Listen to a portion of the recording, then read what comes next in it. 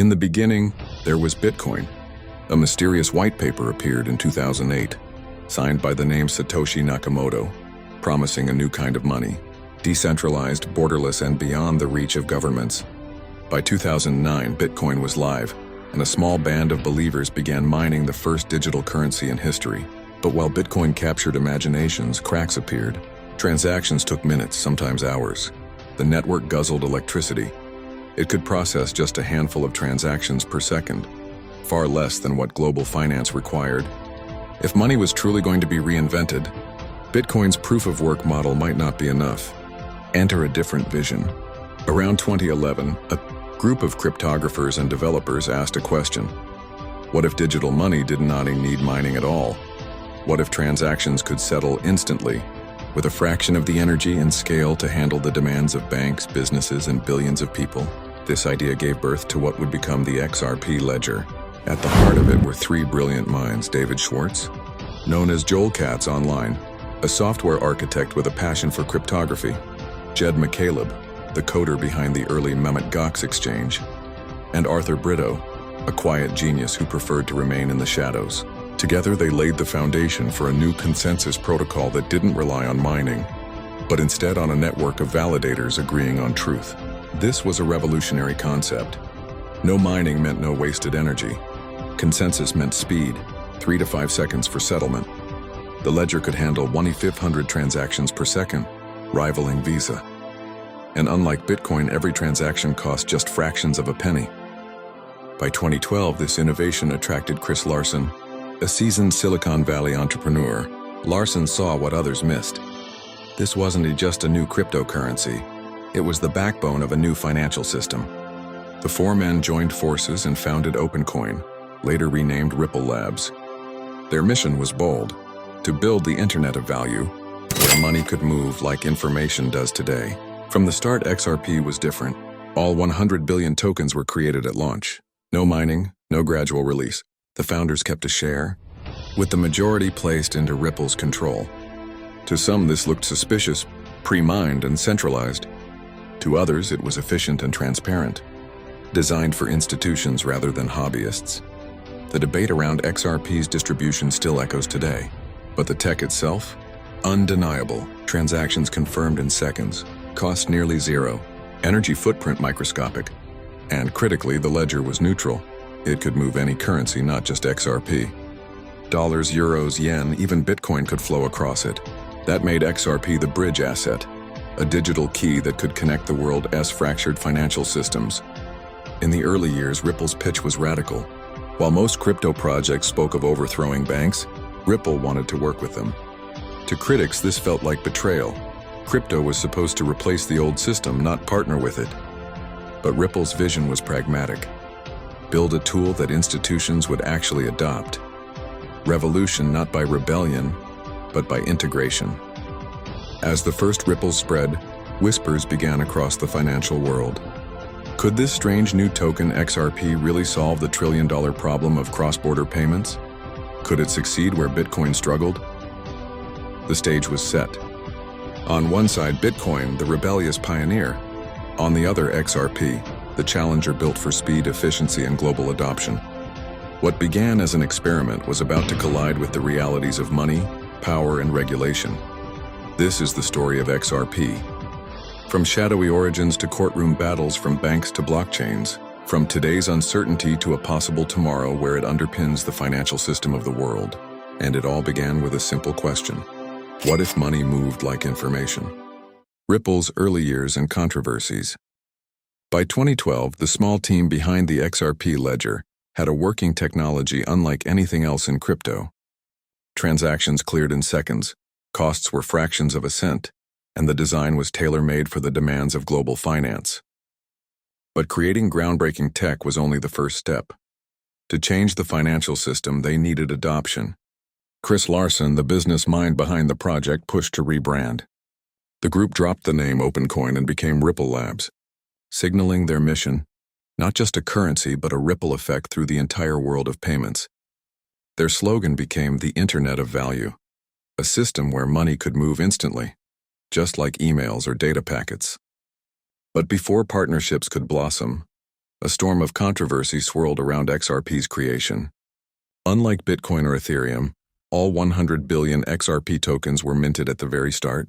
The founders kept a large portion for themselves, roughly 20 billion, while Ripple Labs held around 80 billion to fund development and partnerships. This pre-mined model looked suspicious to early crypto purists. Bitcoiners cried foul. They accused Ripple of centralization, arguing that no digital asset could be legitimate if its supply wasn't fairly mined and distributed to the public. To them, XRP looked less like a revolution and more like a corporate play dressed in crypto clothing. Ripple countered with pragmatism. Mining wasted energy, slowed down settlement, and created unpredictable supply. XRP, they argued, was transparent. Everyone could see the distribution. Ripple later placed the majority of its holdings into cryptographic escrow, releasing a set amount each month to assure the market that dumping wasn't possible. But in those early days, trust was fragile. Meanwhile, Jed McCaleb, the visionary coder, clashed with Chris Larson's business approach. McCaleb believed in building open systems without corporate polish. When the conflict reached a breaking point, McCaleb left Ripple and went on to create Stellar Lumens, XLM, a fork of the original XRP codebase. This split further fueled the debate. Was Ripple truly decentralized, or just another Silicon Valley startup trying to dominate crypto? Despite the noise, Ripple Labs pressed forward. Their strategy was bold. Partner with banks, not fight them.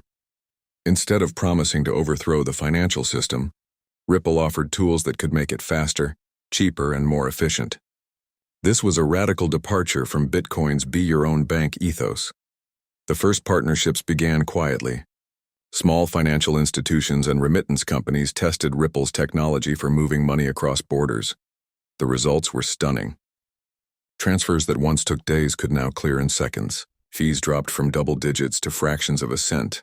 For workers sending money home, this wasn't just innovation, it was life-changing. By 2014, Ripple was on the radar of some of the biggest names in banking. Pilot programs and experiments emerged with institutions in Asia, Europe, and the US. RippleNet, the company's growing network of partners, began to take shape. While most cryptocurrencies were still seen as speculative toys, Ripple positioned XRP as a serious utility token with a real-world use case. But the controversy never went away. Crypto purists attacked Ripple for working with the very institutions Bitcoin was created to escape. They claimed XRP wasn't truly decentralized. Since Ripple Labs held such a large share, even regulators raised questions. Was XRP a currency, a commodity, or a security? Still, adoption spoke louder than criticism. Each partnership proved the model worked. XRP could serve as a bridge currency, eliminating the need for banks to hold expensive pools of foreign money in Nostro and Vostro accounts. With XRP as the settlement asset, banks could move funds instantly across borders without tying up billions in dormant capital. To some, this was the first glimpse of XRP's destiny, a global bridge for value. To others, it was still just an experiment backed by a controversial startup. The early years of Ripple set the stage for the drama that would follow. On one side, powerful allies in banking and payments. On the other, an army of critics who questioned the very legitimacy of XRP. But the biggest challenge was still ahead. Because while Ripple was building partnerships, regulators in the United States were sharpening their focus. The question that would haunt XRP for nearly a decade was already forming in the shadows. Is XRP a security? And that question would change everything. The XRP Ledger, a different kind of blockchain. At the core of XRP's story is its technology, the XRP Ledger, or XRPL. To understand why this ledger is so important, we have to look at what made it different from every other blockchain of its time. Bitcoin introduced the world to blockchain, but it relied on proof-of-work mining. Computers raced to solve complex puzzles, burning massive amounts of electricity to secure the network. It worked, but it was slow and costly. By 2011, Bitcoin could only handle about 7 transactions per second, and each confirmation could take 10 minutes or longer. That might be fine for an experiment, but nowhere near enough to power global finance. The XRP Ledger took a radically different path. Instead of miners, it used a consensus protocol. Independent validators, servers run by universities, businesses, developers, and individuals, communicated with each other to agree on the state of the ledger. Every few seconds they reached consensus and locked in transactions. No energy-hungry mining, no waiting for block rewards, just agreement. This design unlocked 3 breakthroughs. 1. Speed. Transactions settled in 3 to 5 seconds. Compared to Bitcoin's 10-minute average, it was lightning fast. Even compared to credit cards, XRP was faster. 2. Scalability. The XRPL could process 2,500 transactions per second, rivaling Visa's throughput. For the first time, a blockchain looked capable of matching the demands of everyday payments. Free cost. Each transaction cost fractions of a penny. And the small fee wasn't paid to miners. It was permanently destroyed. Or burned, reducing the supply of XRP over time. That last point was subtle but powerful. Unlike Bitcoin, where miners constantly sold new coins to cover their costs, XRP's supply only went down as transactions occurred. In theory, the more the ledger was used, the scarcer XRP would become. Another key innovation was neutrality. The XRPL wasn't just about XRP. It could handle any asset, dollars, euros, yen, even Bitcoin itself, moving across its ledger. XRP acted as the bridge currency, the grease that let incompatible systems interoperate. If a bank in Japan wanted to send euros to a bank in France, XRP could instantly provide the liquidity, settle the transaction, and disappear. No need for pre-funded accounts. No friction. This bridge function addressed one of the biggest inefficiencies in global finance: Nostro and Vostro accounts. For decades, banks had been forced to lock up trillions of dollars in foreign accounts just to facilitate cross-border payments. The system was slow, expensive, and capital-intensive. Ripple's pitch was simple: use XRP as the bridge and free up that trapped capital. The XRPL also came with built-in features that most blockchains lacked at the time. It supported decentralized exchange functions, allowing users to trade assets directly on the ledger. It offered escrow services, time-locked payments, and advanced transaction types years before Ethereum made smart contracts popular. In many ways, the XRP Ledger was ahead of its time, quietly pioneering features that the broader crypto world wouldn't discover until later. But beyond the technical brilliance, the philosophy mattered. While Bitcoin embraced decentralization as rebellion, Ripple took a different stance. They wanted a network that banks and institutions could trust. Validators didn't need to be anonymous miners competing for rewards. They could be businesses, universities, or financial firms, providing stability and accountability. This hybrid approach made Ripple controversial in the crypto world but attractive to institutions. Banks didn't want to gamble with untested networks run by anonymous miners. They wanted speed, reliability, and compliance. The XRP Ledger gave them exactly that. Of course, the question remained: could such a system truly scale to global adoption? Could a token created by a startup in California really become the backbone of international payments? For Ripple, the answer was yes.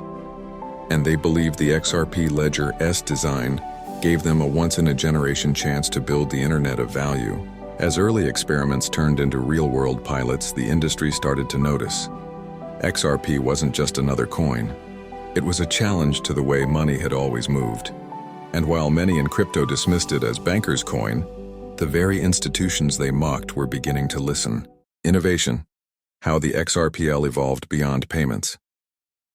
By the mid-2010s, the XRP Ledger had already proven itself as a high-speed, low-cost settlement network.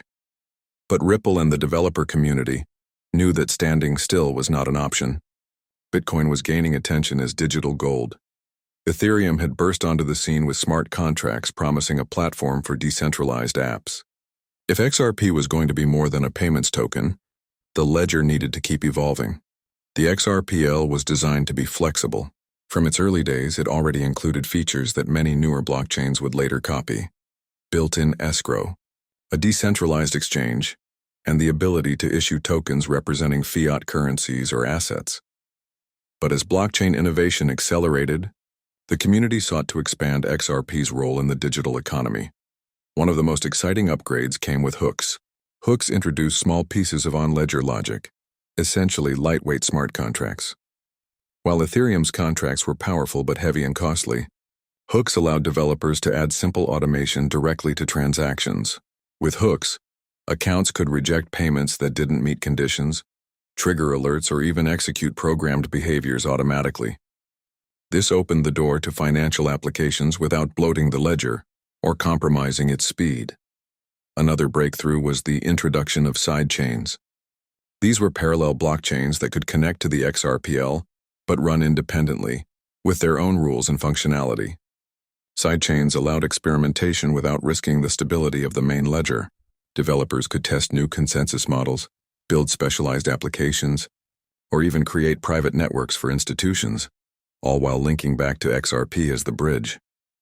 It was a way of extending the ecosystem's reach without overloading the core ledger. Then came automated market makers, AMM. In traditional finance, market makers provide liquidity so trades can happen smoothly. In decentralized finance, AMMs became the backbone of exchanges like Uniswap. The XRP Ledger integrated AMMs directly into its design, enabling users to swap assets seamlessly without relying on centralized intermediaries. Because the XRPL already supported tokenized assets, AMMs meant liquidity could flow between any token on the ledger, XRP, fiat IOUs, or new digital assets. These innovations positioned XRP not just as a payment tool, but as a platform for the Internet of Value. With tokenization, anything of value, real estate, stocks, commodities, even NFTs could, in theory, move across the ledger. XRP could provide the liquidity to bridge those assets just as it had done with currencies. But it wasn't just the features that mattered. The XRP ledger remained remarkably efficient. Transactions still cleared in seconds. Energy consumption was negligible. Fees were almost zero. While other blockchains battled congestion and high gas costs, the XRPL continued to deliver consistency. This stability made it appealing to institutions, who needed reliability above all else. The developer community also played a role. Independent teams contributed code, proposed upgrades, and maintained validators. While Ripple remained the largest force behind the ecosystem, the ledger was increasingly shaped by open-source contributions. This helped counter the criticism that XRP was centralized, showing that its growth was not dictated by a single company. With these innovations, XRP's identity began to expand. No longer just a bridge for banks, it was becoming a foundation for a tokenized economy. The ledger could support decentralized finance, tokenized assets, NFTs, and programmable money, all while keeping its original advantage of speed and cost. Still, innovation brought new questions. Could Ripple balance the demands of institutions with the ideals of decentralization? Would regulators allow XRP to serve as the backbone for tokenized assets? And could it compete in a world where Ethereum, Solana, and other smart contract platforms were racing ahead? For now, the answer didn't matter. What mattered was that the XRP ledger continued to evolve. It had begun as a payment system, but its future looked much bigger. And as adoption grew, one thing became clear. XRP wasn't just another cryptocurrency. It was a network that could reshape how value itself moved across the world. But with greater potential came greater scrutiny. And soon, XRP would face the most dangerous battle in its history, a courtroom showdown that could determine its very survival. Why XRP stands apart. Every cryptocurrency makes a promise. Bitcoin promised freedom from centralized control. Ethereum promised a world computer for unstoppable applications. Dogecoin, even as a joke, promised fun in a space that often took itself too seriously. But XRP's promise was different, to become the bridge for the entire world as value. From the start, XRP set itself apart through design philosophy. Bitcoin relied on mining, rewarding those with the most computing power. Ethereum built a platform for experimentation, often at the cost of congestion and high fees. XRP, by contrast, was created with efficiency in mind. It wasn't about ideology or speculation alone. It was about solving real problems in global finance. That purpose-driven design gave XRP several unique advantages. 1. Speed. Settlement in 3 to 5 seconds wasn't just fast by blockchain standards. It was fast compared to nearly every existing payment system. Even Visa, the benchmark for real-time transactions, could struggle under heavy load. XRP matched or exceeded it with consistency. 2. Cost. Fractions of a penny per transaction meant that XRP could handle micropayments and global transfers alike. without burdening users with high fees. While Ethereum gas fees spiked to dozens or even hundreds of dollars during network congestion, XRP stayed cheap and predictable. 3. Scalability. At 1/500 transactions per second, the XRPL offered throughput high enough for banks and institutions. Upgrades and sidechains meant it could expand even further, scaling alongside demand. 4. Energy efficiency. Perhaps XRP's most overlooked strength was its tiny environmental footprint. Where Bitcoin consumed as much electricity as small nations, the XRP ledger used only as much energy as a few households. In a world increasingly concerned with sustainability, this difference could not be ignored. 5. Neutral bridge function. XRP was never designed to replace the dollar, the euro, or the yen. It was designed to connect them. As a bridge asset, it could provide liquidity between any two currencies or tokens, eliminating the need for pre-funded accounts and unlocking trillions in trapped capital. These strengths made XRP attractive to institutions, but also controversial in the broader crypto world. To purists, working with banks was sacrilege. To innovators, it was common sense. Why fight the system when you could upgrade it from within? Ripple's strategy wasn't rebellion, it was integration. XRP also had something few other crypto projects could claim: a clear mission. Ripple's vision of the Internet of Value wasn't abstract. It meant creating a financial network as seamless as the Internet itself, where money could move globally in seconds with the same ease as an email. XRP wasn't just a coin, it was the fuel for that vision. Still, being different came at a cost. Critics attacked Ripple's holdings of XRP as centralization. They questioned whether the company's partnerships with banks betrayed the ethos of crypto. Regulators, too, raised suspicions. If XRP was tied so closely to Ripple, was it really a decentralized currency, or was it a security in disguise? Despite the criticism, the XRP ledger continued to run, independent of Ripple, processing transactions reliably year after year. Developers built new tools, institutions tested cross-border solutions, and the ledger never stopped producing blocks, never suffered downtime, never wavered in its mission. By the close of its first chapter, XRP had established itself as something unique. Not a clone of Bitcoin, not a copy of Ethereum, but a network with its own path, its own strengths, and its own destiny. The stage was set for the next act.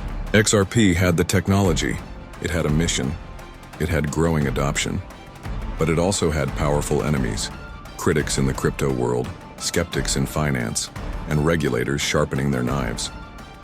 Act 2 would bring conflict. The battle for legitimacy was about to begin. The SEC lawsuit, a battle for survival. For years, Ripple pushed forward with its mission, signing partnerships, expanding RippleNet, and promoting XRP as the bridge currency for global finance. But in December 2020, everything changed. Out of nowhere, the U.S. Securities and Exchange Commission, SEC, dropped a bombshell. It was suing Ripple Labs, along with its executives Brad Garlinghouse and Chris Larson, for allegedly conducting an unregistered securities offering worth $1.3 billion. The heart of the SEC's claim was simple but devastating. According to the agency, XRP was a security, not a currency, not a commodity, not a digital asset, but a security under U.S. law.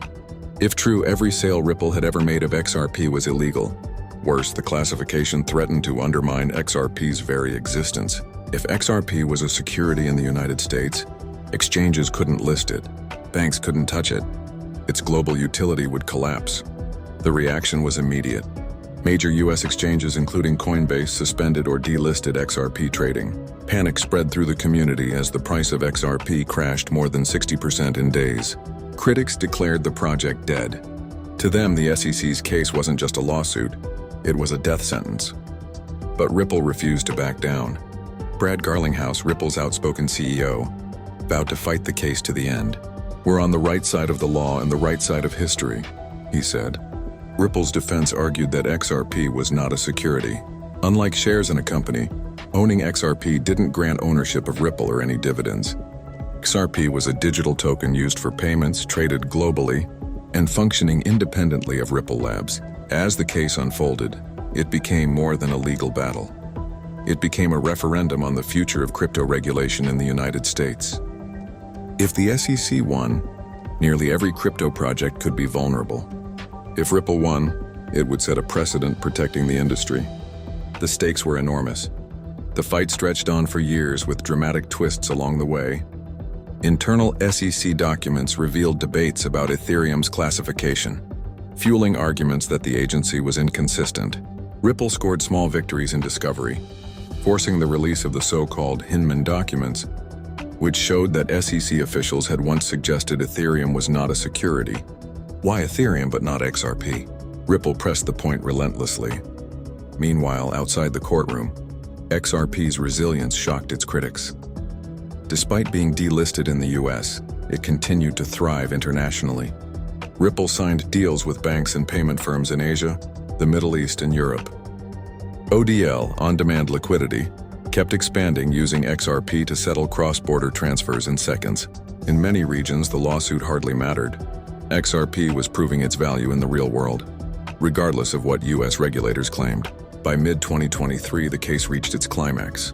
In a landmark ruling, Judge Annalisa Torres delivered her decision. XRP itself was not a security. Programmatic sales of XRP on exchanges were not securities transactions. However, certain institutional sales by Ripple were deemed securities offerings. It was a split verdict, but the most important outcome was clear. XRP was not inherently a security. The nightmare scenario was avoided. The XRP community erupted in celebration. The token was relisted on major US exchanges. Its price surged overnight.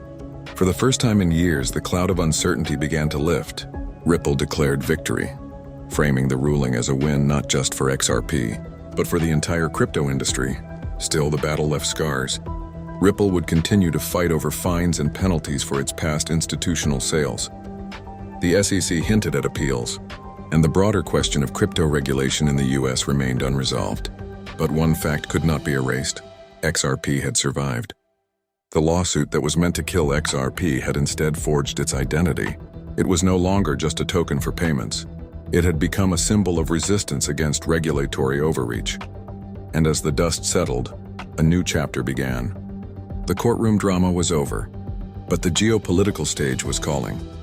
Because while the US debated what XRP was, the rest of the world was already preparing to use it. The banking revolution, RippleNet and ODL in action. As Ripple fought its battle with the SEC in the United States, something extraordinary was happening abroad. The rest of the world wasn't waiting. Banks, payment providers, and financial institutions were already moving forward with Ripple's technology, and at the heart of it was XRP. RippleNet, Ripple's global payments network, had quietly grown into a force of its own.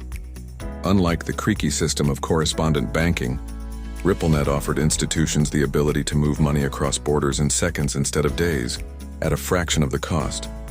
No endless intermediaries.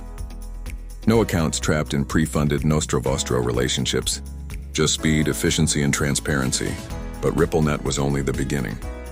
The true game changer was on-demand liquidity, ODL. Instead of relying on banks holding huge amounts of money parked in foreign accounts, ODL used XRP as the bridge asset. A bank in Mexico could send pesos instantly to a bank in the Philippines, which would receive pesos converted from XRP. No need to tie up billions in dormant capital. At first, adoption was cautious. Banks are conservative by nature, and crypto had a reputation for risk. But one by one, institutions began to recognize the potential. By 2018, partnerships spanned Santander, SBI Holdings, MoneyGram, and dozens of regional payment providers. In corridors like Mexico, the Philippines, and Brazil, XRP was already proving it could replace outdated infrastructure. The results spoke for themselves. What once took days and cost tens of dollars could now happen in seconds for pennies. Small remittance companies, often serving migrant workers sending money home, suddenly had access to tools once reserved for global banks. For the people on the ground, XRP wasn't a speculative asset. It was a lifeline. Even during the SEC lawsuit, RippleNet expanded. While American institutions stepped back, partners in Asia, the Middle East, and Latin America surged ahead. Japan's SBI Holdings became one of Ripple's strongest allies, integrating XRP-powered remittances across Asia. In the Middle East, where trillions flow through cross-border trade and remittances, Ripple signed deals with banks in Saudi Arabia, the UAE, and beyond. The vision was coming alive. A financial internet where value could move like information. The most impressive part? XRP's utility grew regardless of its price volatility. To critics, crypto was too unstable for payments. But Ripple's system didn't require users to hold XRP. It was simply used as a bridge in the background. Transactions completed in seconds, faster than the market could swing. Stability came from speed. By the early 2020s, the data was impossible to ignore. Billions of dollars flowed through ODL corridors annually, with volumes climbing quarter after quarter. While headlines in the West obsessed over Bitcoin's price and Ethereum's NFTs, XRP was quietly powering the real-world plumbing of finance. This adoption hinted at something bigger, a future where XRP wasn't just another cryptocurrency, but a backbone of the global financial system. If a small remittance provider in Mexico could save 70% on costs using ODL, what would happen when multinational banks embraced it? If billions were already moving, what would trillions look like? Ripple framed the narrative as a banking revolution. But it wasn't just banks that stood to benefit. The system promised to open doors for businesses, governments, and even everyday people who had been shut out by expensive, exclusionary financial networks. In places where sending money was a luxury, XRP offered inclusion. Yet the revolution was not without resistance. SWIFT, the century-old global payments cooperative, began rolling out upgrades to compete. Central banks explored their own solutions through central bank digital currencies, CBDCs. Some institutions hesitated, wary of regulatory uncertainty. The race to modernize global finance was accelerating, and XRP had placed itself at the starting line. The irony was striking. While regulators in the US were trying to decide whether XRP should even exist, the rest of the world was already proving its value. The question was no longer whether XRP could transform finance, but whether the US would risk falling behind while others embraced it. The revolution was underway. RippleNet and ODL weren't theoretical. They were live, tested, and scaling. The world's financial arteries were beginning to change, and XRP was the blood pumping through them. But this was only the beginning. Because as banks embraced XRP, a new frontier was emerging. One that would take the idea of digital value far beyond payments. It was called tokenization, and it promised to redefine ownership itself. The tokenization revolution, unlocking the world's value.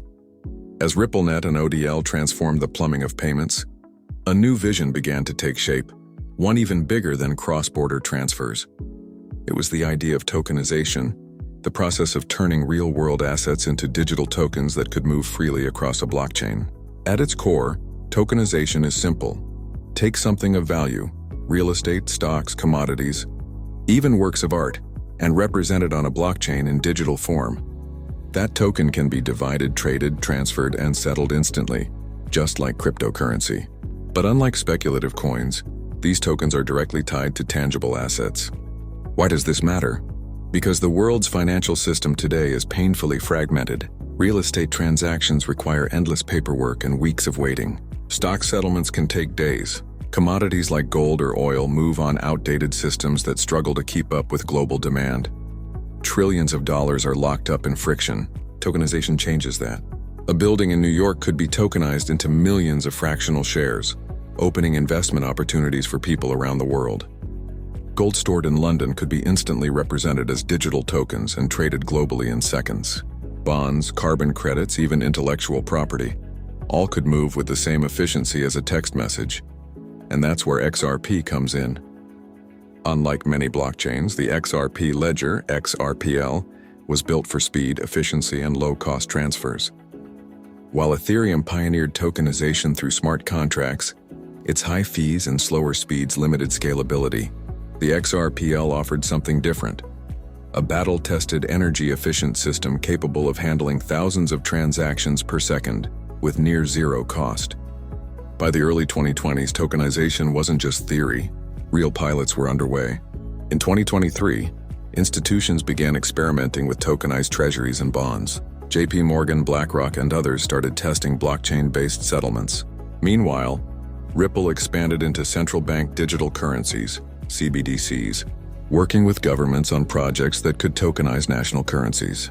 The XRPL's built-in features, like its decentralized exchange and native tokenization support, made it an ideal platform. Industry analysts projected that by 2030, tokenization could unlock $16 trillion to $100 trillion in value.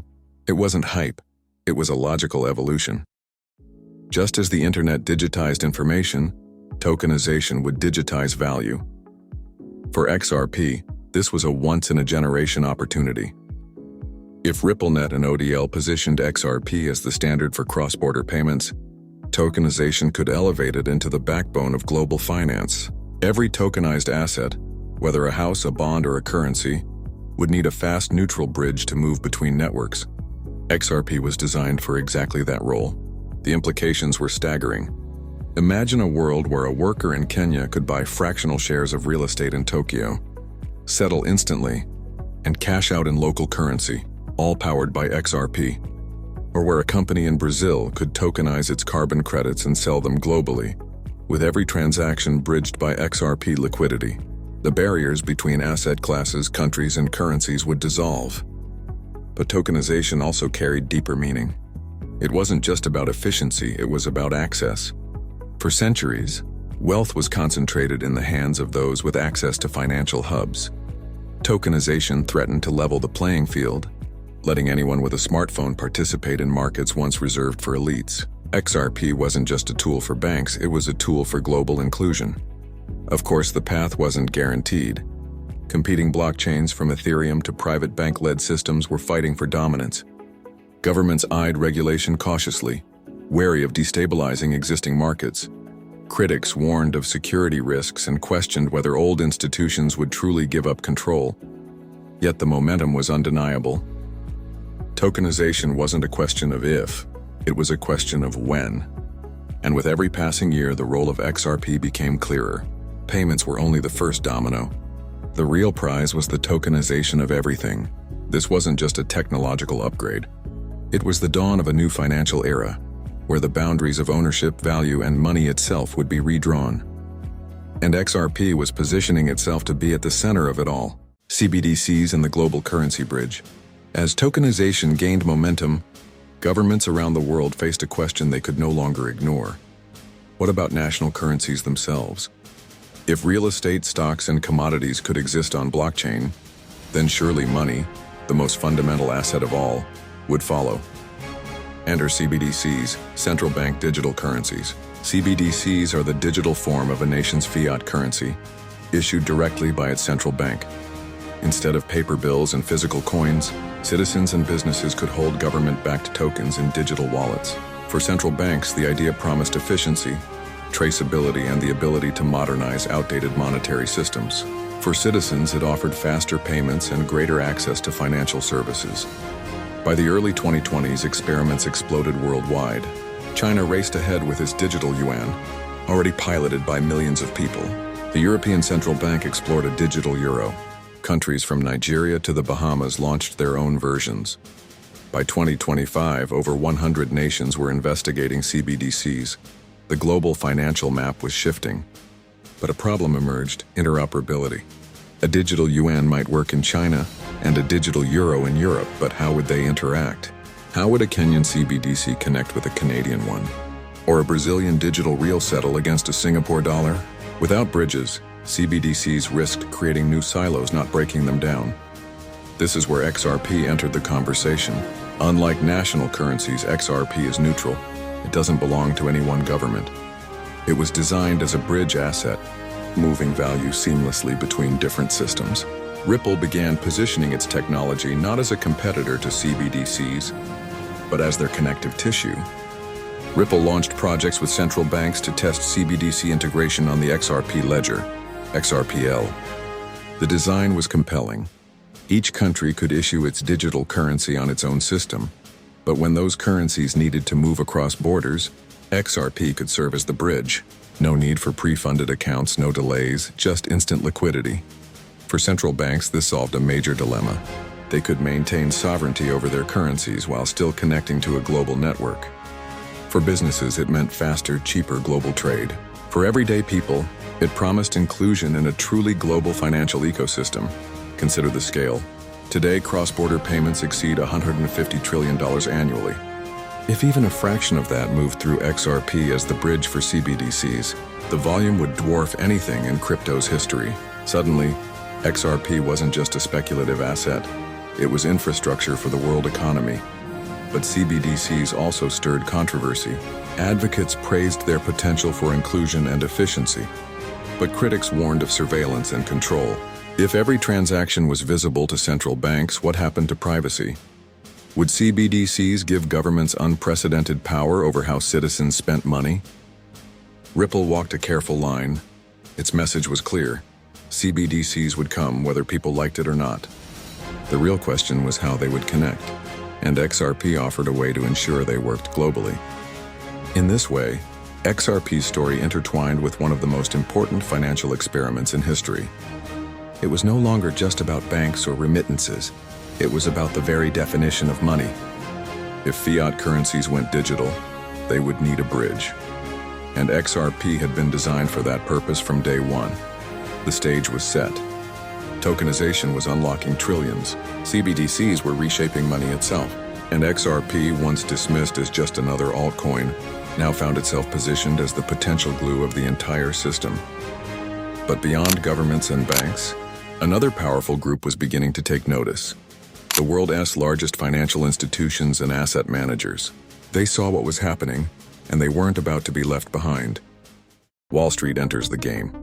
For most of its history, XRP's story unfolded on the fringes of mainstream finance.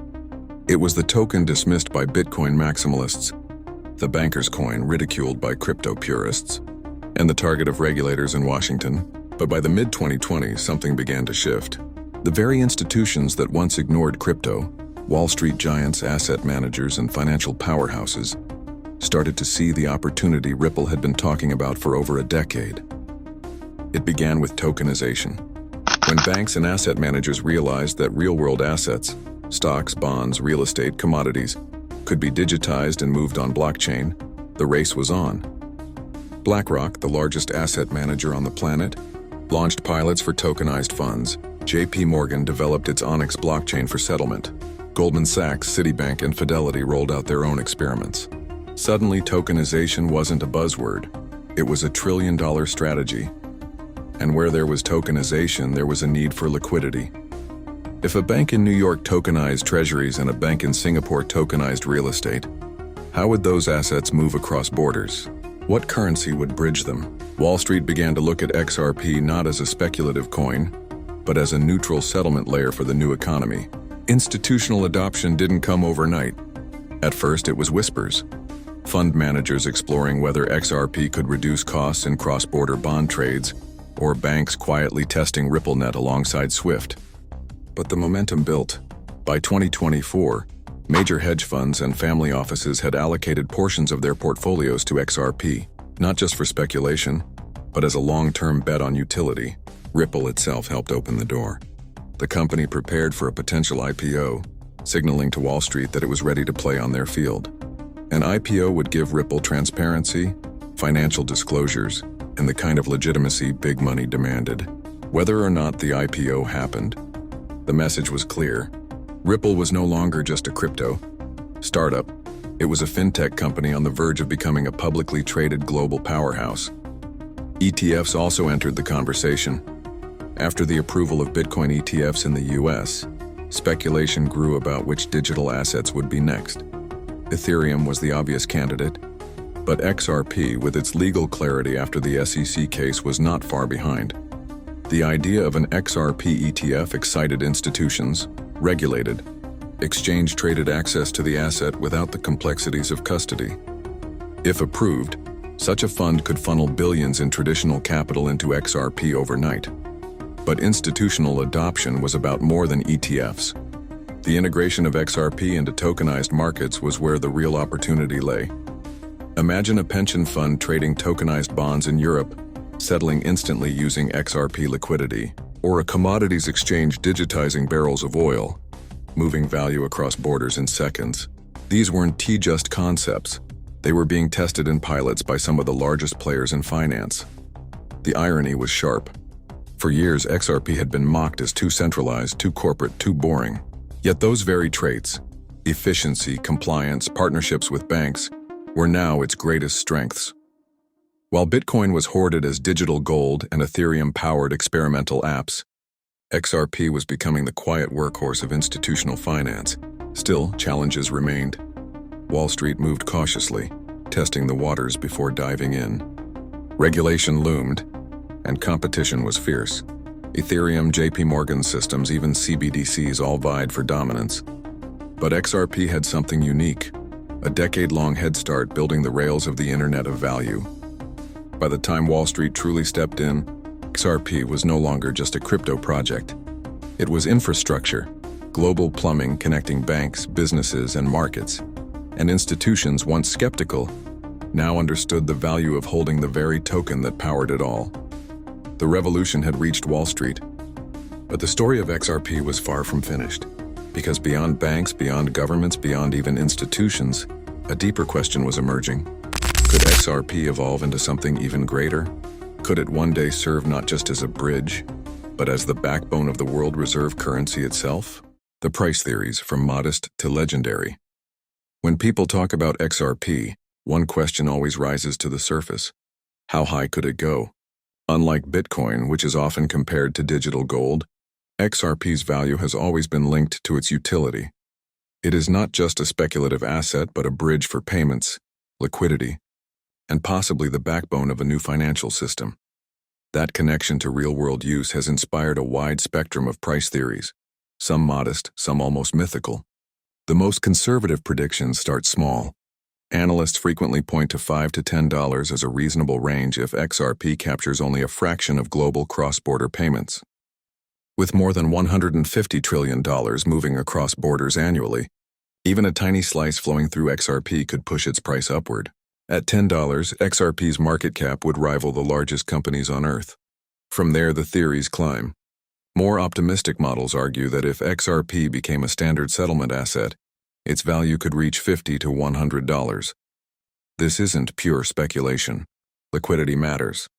If banks and institutions were using XRP to move billions daily, its price would need to rise in order to handle that volume without wild volatility. Ripple executives themselves have hinted that XRP's price must scale with its role as a bridge. Then comes the most famous number in the XRP community, $589. Born from leaked documents, speculation, and community myth-making, this figure took on a life of its own. Some claim it represents a secret government revaluation. Others say it's just a meme.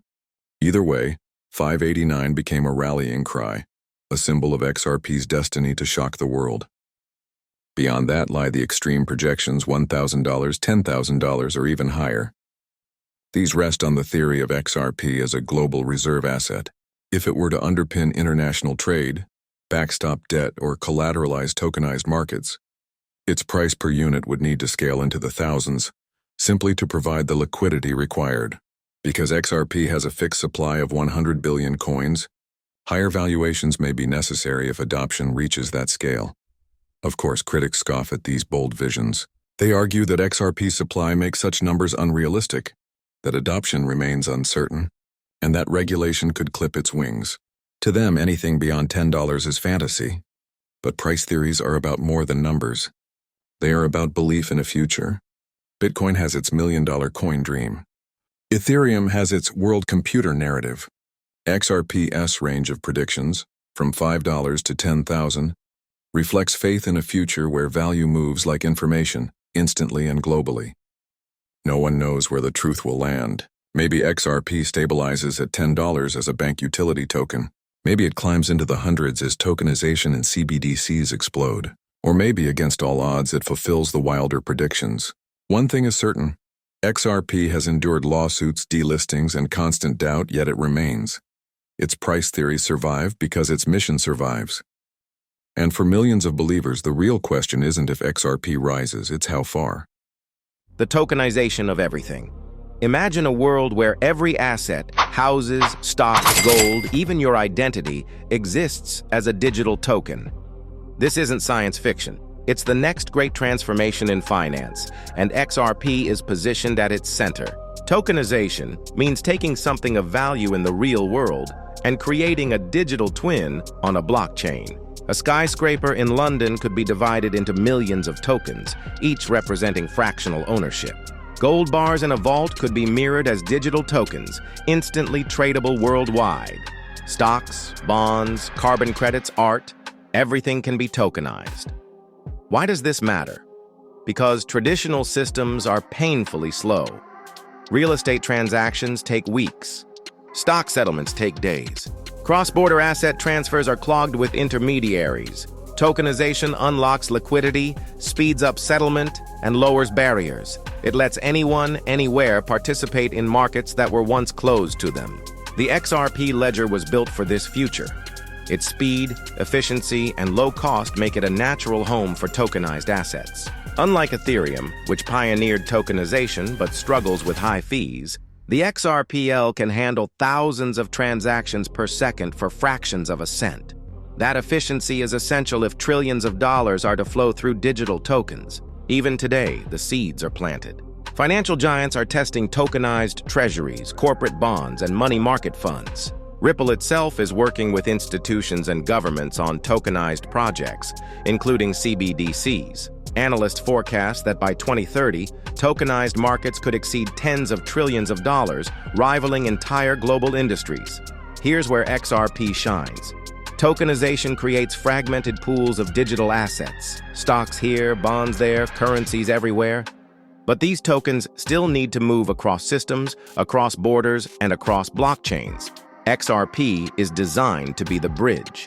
Just as it connects dollars to pesos or euros to yen, it can connect tokenized real estate to tokenized stocks or tokenized commodities to tokenized currencies.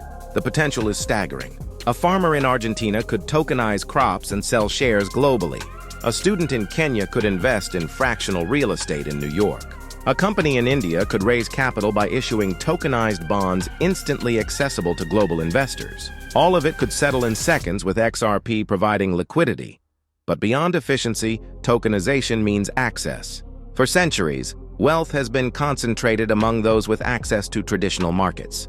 Tokenization breaks down walls, letting anyone with a smartphone participate.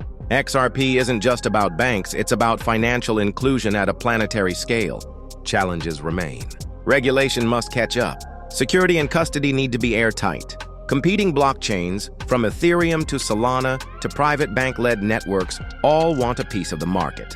But XRP has a unique advantage: a decade of reliability, energy efficiency, and real-world adoption. If the internet digitized information, tokenization digitizes value. And XRP, the bridge asset, may become the highway that everything flows across. In this vision, XRP is not just a cryptocurrency, it is the connective tissue of a world where everything of value exists on-chain.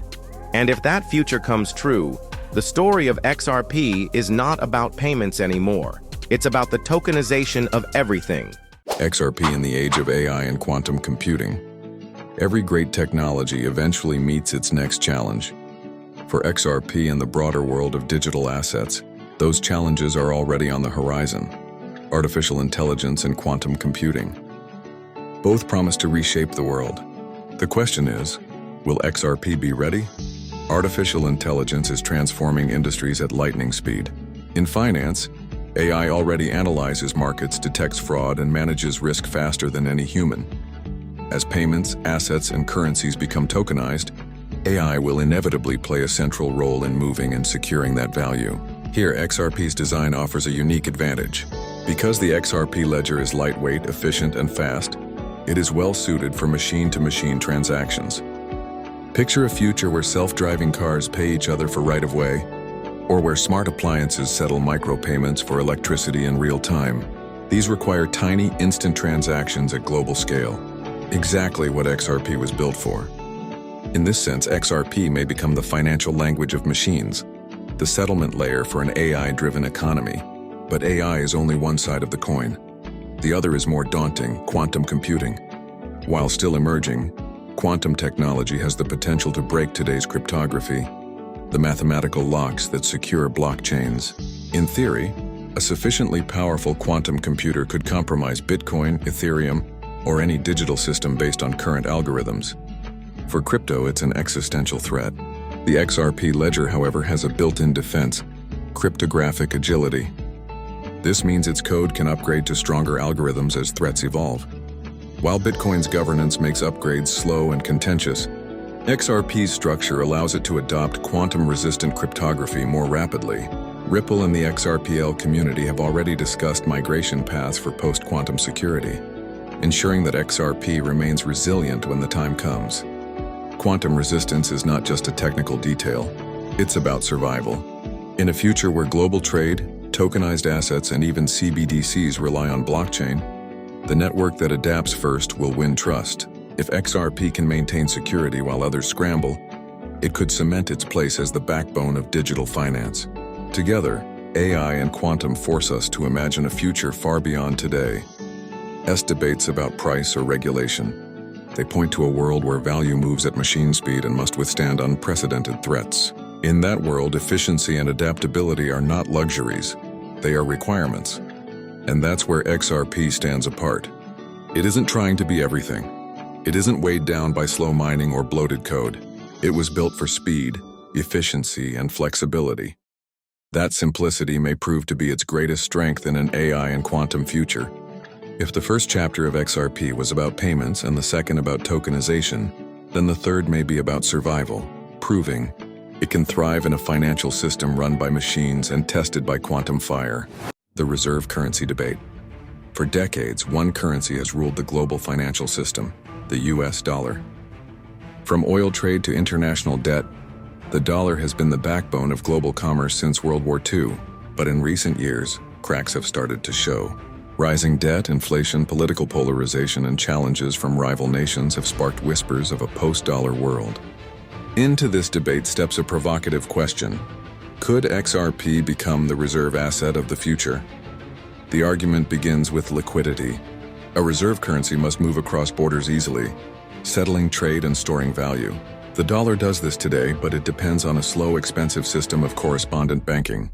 XRP, by contrast, was built for global settlement. It moves in seconds, costs almost nothing, and doesn't require trillions locked in dormant accounts. If trade flows could be bridged instantly through XRP, global commerce would become faster and cheaper. Another point is neutrality.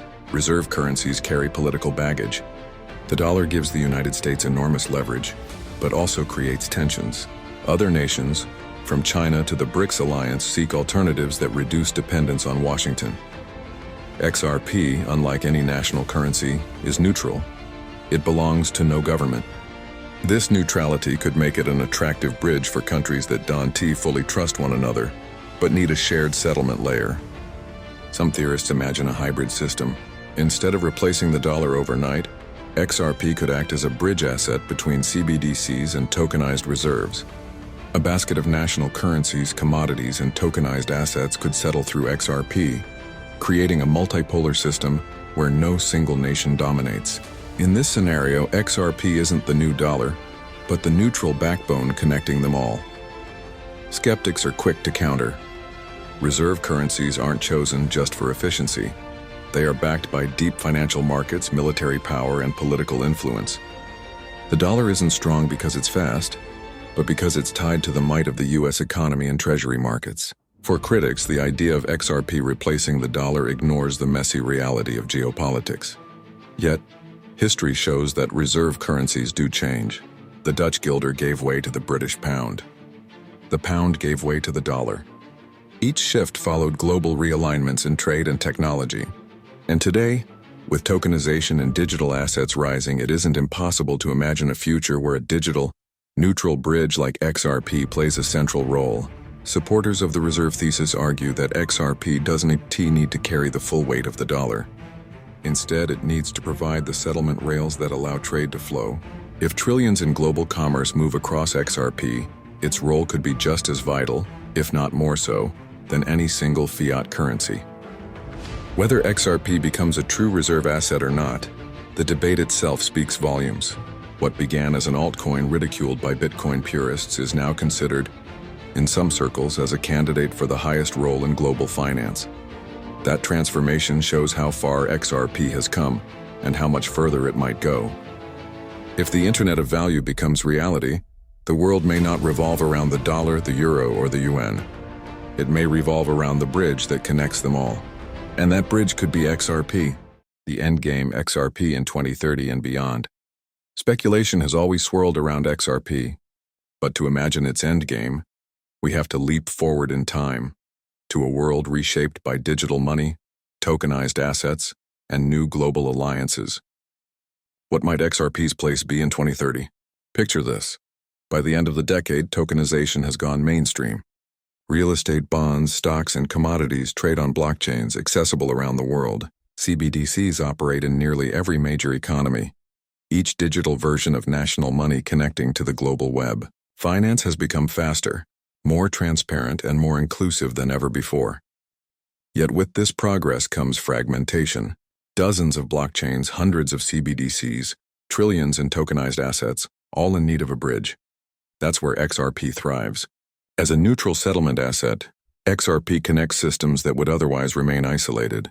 In this vision, every trade, whether a house in London, oil in Dubai, or a bond in Tokyo, can settle through XRP in seconds. For banks, XRP becomes invisible infrastructure. For businesses, it's the grease in the gears of global commerce. For individuals, it quietly powers cross-border apps and wallets. Like electricity, it's everywhere, even if most people don't notice it. In this 2030 future, the debate about price fades into the background. Whether it's worth $10, $1,000, or more, XRP's value comes not from speculation, but from its role as critical plumbing. Just as the internet runs on protocols like TCP/IP that most people never think about, the financial internet could run on XRP. Governments, too, adapt. Some use XRP as a bridge for CBDCs. Others integrate it into trade agreements. Multinational bodies rely on it to settle complex financial flows without giving any single nation dominance. The US dollar still plays a role, but it shares the stage in a multipolar world. In this way, XRP fulfills its mission, not as a replacement for money, but as the universal connector of money. Of course, challenges persist. Rival blockchains compete for the same role. Regulators still debate oversight. New technologies like quantum computing test the network's resilience. But by 2030, XRP has already proven one thing: it endures. From lawsuits to delistings to doubt, it survived every storm. Its survival alone is proof of its strength, and in this imagined future, the story of XRP is no longer just about a coin. It's about a vision realized. The Internet of Value, where money moves like information, frictionless and borderless. Looking back, historians may see XRP not as a speculative asset, but as a turning point. The moment humanity rewired the financial system for the digital age. That is the endgame. A world where value flows instantly, a world more connected, more inclusive, and more efficient. A world powered quietly, relentlessly by XRP.